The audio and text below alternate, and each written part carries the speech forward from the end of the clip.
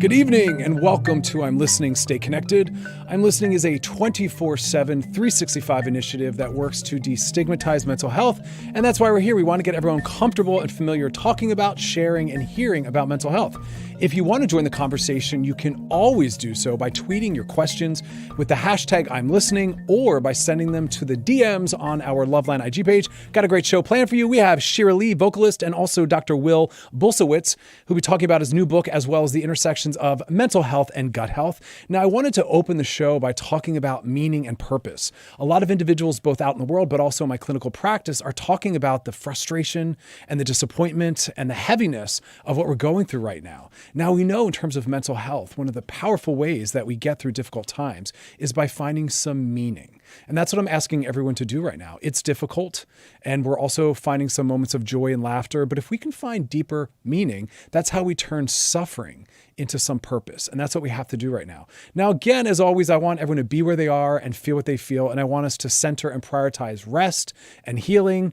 But if we can also fold in something that we learned, some kind of goal, that's how we get through this. Because how we get through difficult times is finding the why. Why is this happening? What can we come out of this with? And so, yes, that's how we also find general happiness in our lives.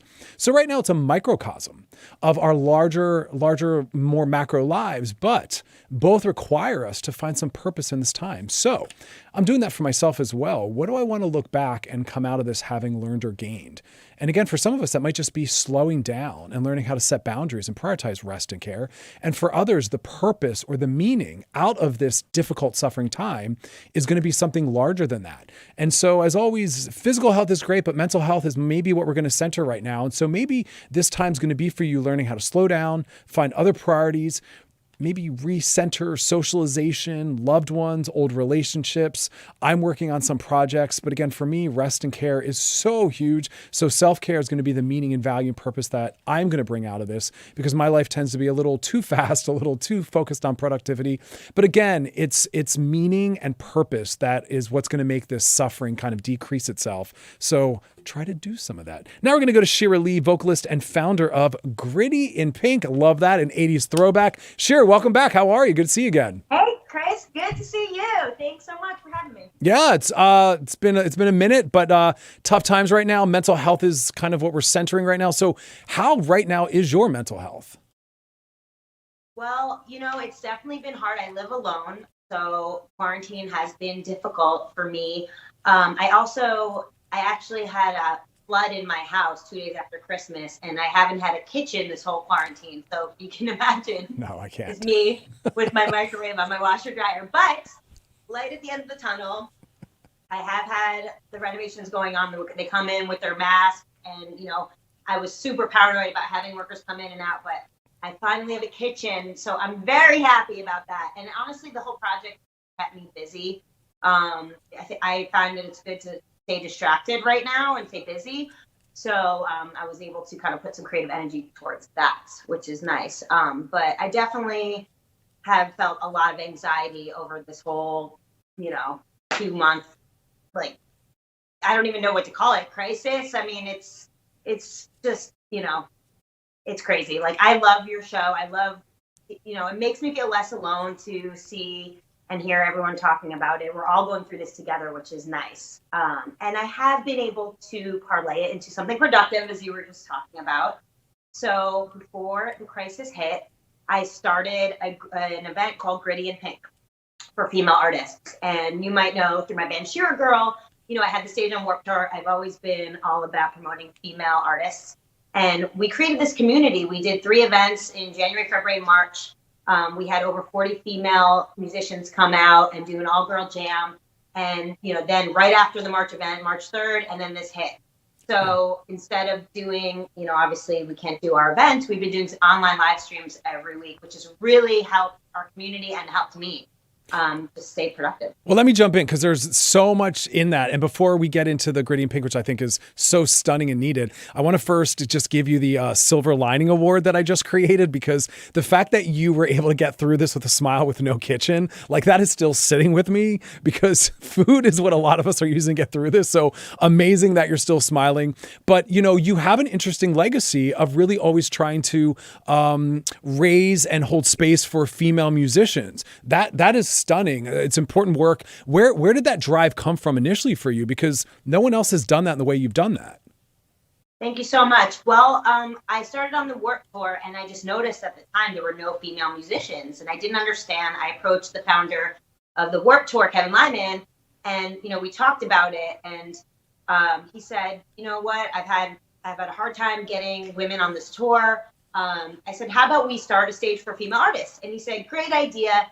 Next year, let's do it. And, when you're 21 years old, next year is a lifetime away. So we ended up actually crashing the tour. But that's what I love, like your punk rock ethic. Like when you're 21, it's hard to hear next year. But when you're a punk rocker, you're also like, I heard that as a challenge. We're going to do it now. Right. So we crashed it. We were waiting to get kicked out. That's Kevin my way. Out, and he just said, okay, Shira, you on for the rest of the tour? And it was kind of like an invite and a challenge, So we ended up starting an official stage, the Shira Girl stage, the following year. And we hosted over 200 female-fronted bands. Joan Jett made an appearance on the stage. Blackheart Records was a huge supporter. Paramore on their first ever tour in 2005 in the Shira Girl tour. So pretty cool. Yeah, and congratulations, because that also got you in the epic, iconic Rock and Roll Hall of Fame. Congratulations. I mean, that's huge. You probably didn't see that coming. Yes. It was amazing. I went out there last June. They did a whole Warped Tour exhibit, and it was such an honor, to be part of that legacy. So, I felt now that Warped Tour is finished that we just needed to create a new platform for the next generation. And that's really what Gritty and Pink is all about. Beautiful. So what would you say to female musicians that are struggling to find their empowerment or their place? I know women in our culture in general are often minimize the work and the value that they provide. Music industry, of course, sadly is not separate from that. So what do you say to those? I'd say, find your community. And, I see out there is this myth that women are just competitive and they don't want to help each other, but we actually do want to help each other, and we just need those assets and those resources. So that's what we're building with Gritty and Pink. It's so exciting. We're doing these live streams every Tuesday at 7 p.m. Pacific, and every week we have a theme. So this week's was actually Mother's Day edition, and we had all artists that were mothers, and some of them were on with their kids, and it was so cute. And then all the artists, they sign on, and you see them in the comments, they're supporting each other. So it's really awesome. And I wanted to let you guys know that next week we are doing an edition for Mental Health Awareness Month. And we're working with Charity Bomb. I don't know if you're familiar with Charity Bomb, but they're a great organization that works with artists and musicians on their mental health. And they do a lot of benefit concerts. And so we're going to be raising awareness and donations for them. And so, I'd just say find your tribe. That's kind of my big thing to artists, is just find your tribe. And if we can help them do that, amazing. It's always just been a calling. I can't even explain why sometimes, because you have a calling, it's like you can't explain it. It takes over your life. You can't quit if you try. That's right. I couldn't. I mean, my mission statement guides everything I do. And I think, like yourself, I'm always trying to find the gaps in what's available or what's offered, like who's being left out, who's not being represented. And that's why I love that you're leading that charge of folding mental health into music, because mental health tends to exist on its own in a bubble, but yet it's something we all are impacted and participate in. And we're afraid to acknowledge that it's a real thing, that we suffer from it, and to talk about it. So thank you for giving that more visibility. Thank you. Well, we talk about how Instagram is the highlight reel, right? And it's so easy to look at everyone else's perfect life. Even in quarantine, you see the celebrities with their mansions, and I wish I had a house like that. But we don't. I haven't actually talked on social media about how my house was flooded and I had no kitchen. This is the first time I'm really sharing that. My close friends know, because I try to keep it positive. But sometimes it's nice to just share the reality of it. The other thing is, I had a day job and I lost my day job. I got laid off along with half the company, and I decided, well, now I'm going to focus full time on my dream and my purpose and my mission. So I really do feel like I have taken this opportunity to kind of realign and, just as you said, find the silver lining. Yeah, well, thank you for the vulnerability, though, because I think positivity is important. It's real, it's honest, it exists. But also, I think showing the vulnerability and our brokenness and our struggle is also equally as real. Yes. And that can make some people feel very empowered. But you also mentioned community building in your answer as to where people can go to kind of find empowerment. I think that's such an important part of mental health, because for those that are of any minority status or anyone that's oppressed, I think they need to build community, people that can relate directly to what they're going through. It also reflects back what's possible. It strengthens us. So thank you for being a part of that as well. Thank you so much for the support. Appreciate it. Hopefully you can tune in to our live streams on Instagram. It's at Gritty and Pink Life. Love it. And every Tuesday, 7 p.m. Pacific. So I would love to see you on there. You will. And we have some questions that came in that I'd love for you to answer with us. Sure. The first one asks, because your platform empowers women, do you get nasty haters? And if so, how do you handle them? In the beginning when I started, like at Warped Tour and stuff, yes, we would get haters. We would get people at the shows saying, "Oh, only the band backstage," like that we are the band, So, how do you handle it? You just keep going. You just keep going and keep focusing and doing your thing. So that's really the only thing I can say is just to keep going, because if you want to do anything in this life, you're going to have haters. If you don't want to face challenges, just don't get out of bed in the morning, which sometimes is why we don't feel like getting out of bed. But really anything that you do in this life, you're going to have kickback. So you just, I say haters make me famous, you just got to roll with it. I'm telling you, that's something that I learned and something powerful that was said to me, because with me also trying to do social justice work like yourself and mental health work, I got a lot of pushback. And a celebrity friend of mine said, number one, if you're not getting any haters, then you're not doing everything you're supposed to do and you're probably on the wrong track. And number two, like you said, step over them and keep going. Because they're always going to be there. We have another question that came in and it asks, what's your favorite Warped Tour memory? My favorite Warped Tour memory has to be when Joan Jett joined me on the Shira Leigh stage. Man, that's awesome. And we played Bad Reputation, and it was amazing. Right before we went on, we were rehearsing side of stage, and she said, "You take the lead. I'm gonna play guitar and sing backup." And I felt like I was in the Runaways. We were like rehearsing, and it was so surreal. And everyone at the tour came out to support. It was the last day of the tour in Cleveland, of all places. And Joan has always been a huge supporter of what we've done with the Shira Leigh stage and now Gritty and Pink. So very grateful for that moment. Man, that's iconic. And we have one final question. This asks, what advice would you give to young girls who want to be in the rocker scene? I'd say number one, perfect your craft. It's to be a woman in music, you have to be twice as good and work twice as hard as the men. That's just the reality of it. Number two, as we discussed, find your community. And number three, look up Gritty and Pink, and we are going to be developing even more resources for female artists and musicians starting out, because I think it is important. This is a career with no clear path or game plan, and you really do need a lot of more support to get through it and to believe in yourself. Oh, beautifully said. Shira, thank you so much for being a part of the show, and keep kicking some ass. Thank you. I had so much fun on Loveline last time, so I'm stoked to see you again and be back. Except for you said you were going to play Matchmaker. I'm still waiting. All right. I swear I will follow up and handle that. We'll be back on Loveline. We'll do a little matchmaking. It'll be a segment. Perfect. All right. Be well. Have a great night.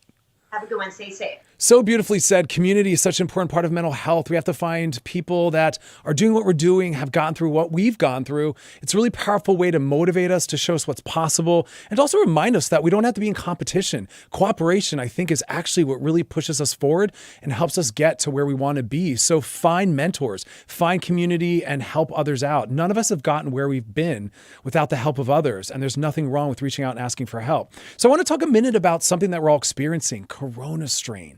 All of us are spending more time at home. Some of us with loved ones, we're trying to work from home, but also we're encountering things like our neighbors. A lot of us haven't had to encounter our neighbors, and now we're having to. So what does that mean? Well, the positive is we're having things like sing-alongs, bumping into our neighbors, socializing, but there's also some negatives. And that tends to be rooted in things like noise. So what I want to remind everyone is we're all working from home. We're all doing the best we can. So think more in terms of the collective impact. How am what I'm doing while at home maybe impacting those around us? I know personally, my neighbors are not thinking about those around them. They're blasting music, talking loudly, and I'm at home trying to still do therapy sessions and be there for others. So again, think about how maybe we're impacting those around us directly and indirectly. And we have companies like Twitter. The CEO announced that those that can work from home will be able to perpetually work from home. So this is something we have to be more thoughtful about. Again, who else is working from home? How might the noise or the way we're working from home impact those around us? So think more collectively. That's, of course, also what I wanted to come out of this. And that's one of the things I kept getting asked by a lot of people in my own interviews are, Dr. Chris, what do you want to come out of the corona pandemic? And I want it to be more care and compassion for the way we impact those around us. So think about the family members, but also God bless our neighbors. Everything's amplified right now. All right, I got a question that came in. And if you want to send your questions, you can send them to the hashtag I'm listening or on the DMs on our Loveline IG page. This question asks, how can I help a friend who doesn't realize they're headed down a horrible path without telling them what to do? I appreciate that understanding that not everyone wants to be getting a directive or being told what to do. Sometimes when someone comes to us with a struggle, it's just about being heard and they just want someone to sit in it with us. So know that maybe the best thing to do is sometimes say, hey, I noticed that you might be struggling. Are you open to talking about that? I have some thoughts on that. Are you open to hearing that? Because we don't want to create a power struggle. And we also don't want to make people feel like we're not there for them in the way they need us to be there. So it's about maybe asking those questions. All right, now we're going to go to Dr. Will Bulsiewicz, gut health author and fiber fueled. It's out. Congratulations. It's out finally, man. Almost 2 years of work and it's here. It feels good. So yeah, I'm excited about it. There it is. I'm proud of you. I'm glad you're promoting the hell out of it. We got to stand behind the work we're doing, and it's very needed. Well, I appreciate you saying that. You know, I mean, we're talking about COVID-19 and mid-March came around and I had done a ton of work to basically prepare for this book launch. And then it's just like, boom, you know, the rug just got pulled out from under my feet. And, you know, you mope around for a week or two and then you get to a point where you're just like, dude, I'm not taking this, you know? Yeah. Something needs to be done. And so I just decided to step up and do an online campaign and here we are. Yeah. Having fun. Make it work for you. You know what I mean? Yeah. Yeah. You just have to adapt. You just have to adapt and you have to decide, okay, well, where are the people and where can we have these conversations? And you just move to a different place. Beautifully said. So let's start off by talking about mental health. How's yours right now? What kind of self-care are you operating from? How are you taking care of yourself? Well, I think that we need to be very, more conscious now than ever before when it comes to self-care and to mental health. So, we're all feeling stress in our own way. Maybe it is the potential threat from a health perspective, both to us and the people that we care about, the people that we love. But also, obviously, there's been a huge financial impact and many of us are having to cope with that. And it's tough. We're getting it on both sides, right? We're stuck between a rock and a hard place. And, the funny thing is, though, my book is all about gut health. And most people think that gut health is exclusively about nutrition, which is important. But actually, self-care is critically important. Mental health is critically important. In fact, as a gastroenterologist, the most challenging patients that I take care of are the people who have been the victims of abuse and been through, that sort of severe level of stress and duress. And for them, the solution is not just to fix their gut. The solution is actually to directly take on whatever that emotional component is. And so, I feel like now here we are, each one of us, and many of us are probably manifesting symptoms in our gut because of the stress that we're dealing with. And it's a great opportunity to understand that this isn't just an idea that this is actually the way the body functions. Yeah. And thank you for pointing that out. Because I think problematically, historically, we've separated everything out and kind of compartmentalized it. And we're slowly starting to look at the mind-body connection. And, I have a background. My first degree is in nutrition and food science. And so I've always tried to kind of hold space for those connections, but it's never really been pulled together. And your work does that. And I know from my own learning that the gut is such an important centralized part of that. So kind of connect those dots for us right now, specifically in the pandemic as well. What do you think are the important intersections of diet, gut, and mental health that people should be thinking about? Oh gosh. So, well, let's start here and just say that your brain's best friend is your gut. They're in constant communication with each other. They're talking on the phone right now. Okay. And inside your gut, you have 500 million nerves. Think about that. 500 million nerves right now, feeling and sensing, collecting information, sending information back upstairs to the brain. And in addition to that, we have 30 neurotransmitters that are found in the gut. 90% of serotonin. This is the happy hormone. Like, this is when we treat with Zoloft or with Paxil or Prozac. That's what we're treating. We're treating serotonin. And 90% of it is in our gut. 50% of dopamine is in the gut. We have the neurotransmitters all there. So there's this connection that exists between our gut and our brain, our mood, our focus, our energy, our memory, and you can't separate the two. And so if you want optimal brain health, we need optimal gut health. And this is where the idea of food comes into play because, as I mentioned before, self-care is important. Lifestyle matters. Getting a good night's rest is really important right now. It's actually really good for the gut. But also the food that we eat is very important. And what we don't want right now is to sabotage ourselves with unhealthy food that's destroying our gut. When you put the junk food into the mouth and send it down, that's not doing you any favors. It's actually causing damage to your microbiome. Well, when we go excessive, go ahead. Well, I was going to say, when I try to do an intake or an assessment on someone and they come and talk about mental health struggles, it's important for me to say to them sometimes, until you're actively focusing on moving and some exercise and looking at your diet, it's really hard to get a baseline as to what your mood would be. And so let's address that first. And it's often hard to find, in psychiatry and psychology, anyone who's going to examine that angle. So I love that you're kind of trying to swoop in and hold us accountable to that piece, because I think that that's really powerful. Yeah, I mean, I just think that what we need is we need to be in some ways putting all the chips on the side of advantage, to the best of our ability. We want to control what we can and get that working in our favor. And when we do those things, when it's, when we're working on our diet, when we're working on our lifestyle in terms of getting sleep and in terms of self-care, in terms of getting your exercise, in terms of some intermittent fasting, you're able to get your gut microbes working for you. And again, that's optimizing 90% of serotonin, 50% of dopamine, 30 neurotransmitters. And that affects our mood. And that helps us to be able to cope better with the stress that we're all dealing with right now with COVID-19. And let's talk about coping mechanisms and its impact on gut and mental health. Of course, like myself, you're seeing a lot of people on social media posting pictures of a lot of alcohol consumption and drinking. So of course, I start to get concerned because it's not necessarily, it's not at all a form of self-care. It is a coping mechanism, not one of the better ones. So what would you say to people that are drinking a lot of alcohol from the perspective of its impact on mental health, from the perspective of gut health?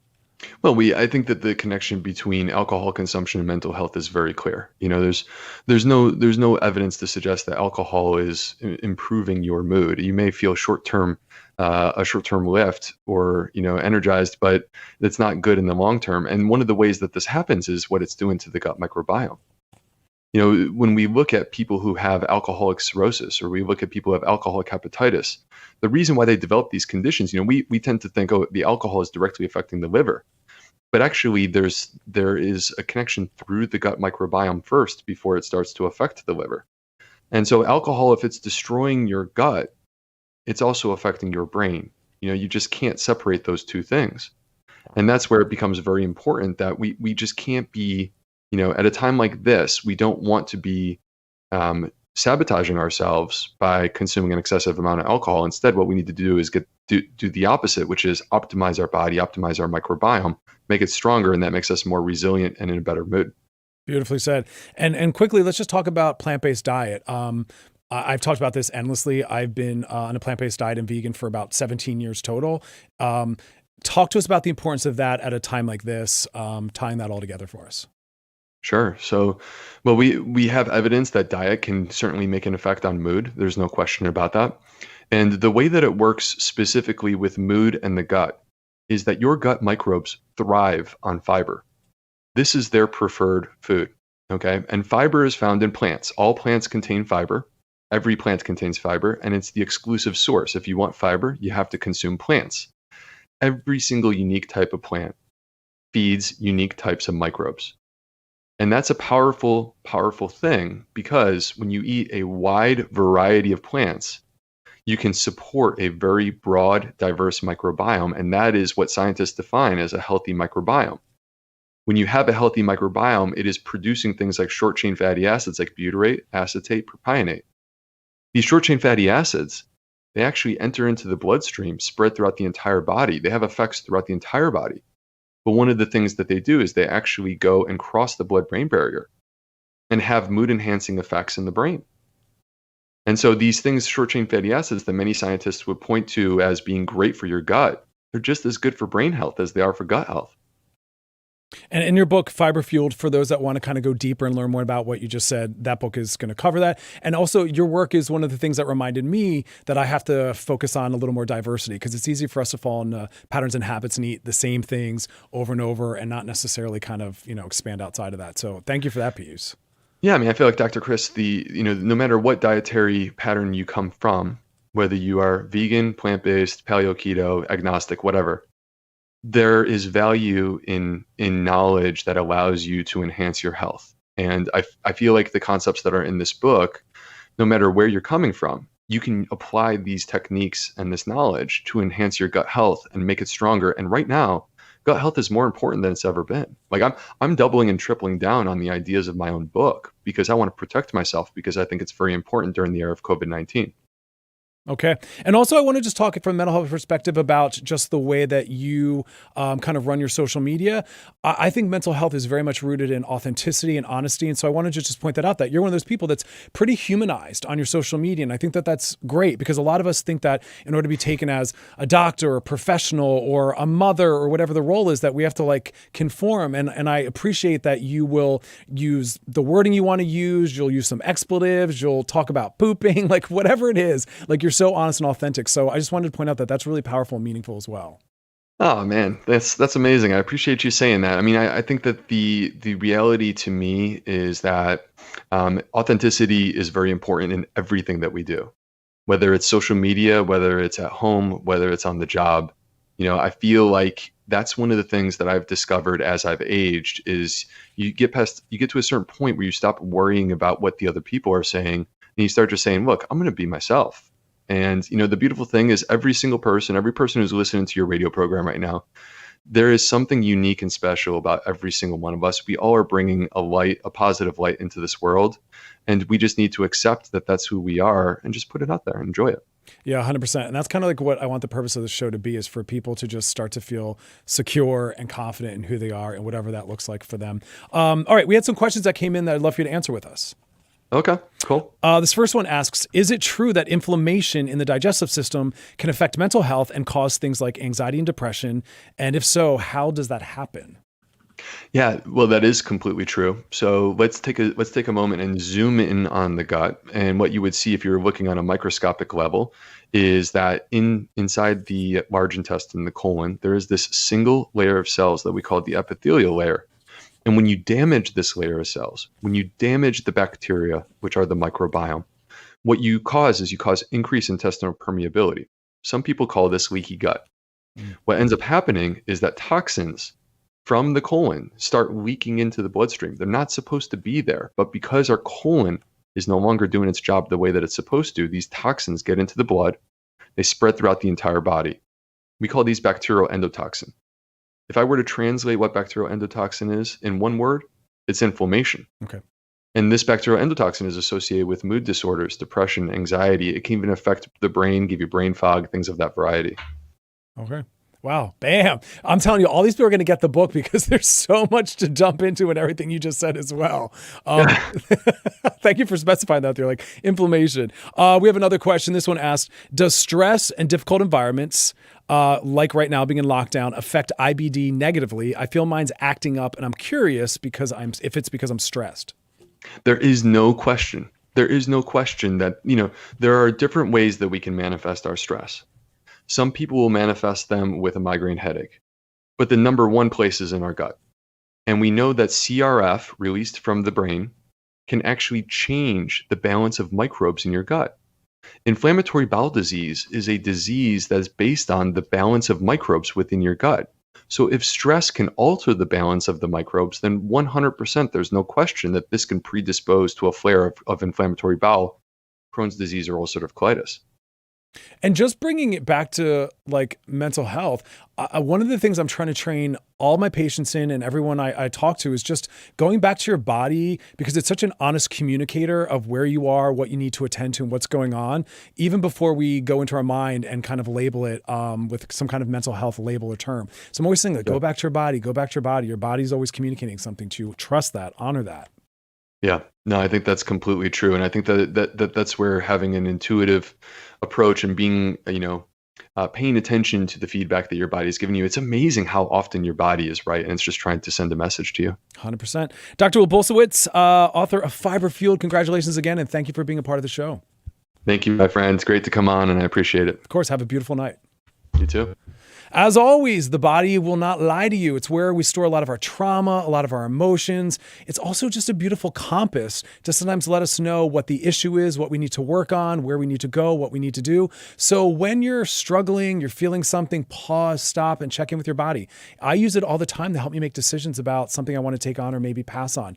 If you want to join the conversation, you can do so by sending your questions to the hashtag I'm listening or into our Loveline DMs. We'll be back on tomorrow, 5 p.m. Pacific, that's 8 p.m. Eastern, and you can go back and check out all of our past shows on all the radio.com handles. We got a whole ton of them cataloged there. As always, thank you for hanging out with me, and you all have a beautiful, beautiful night.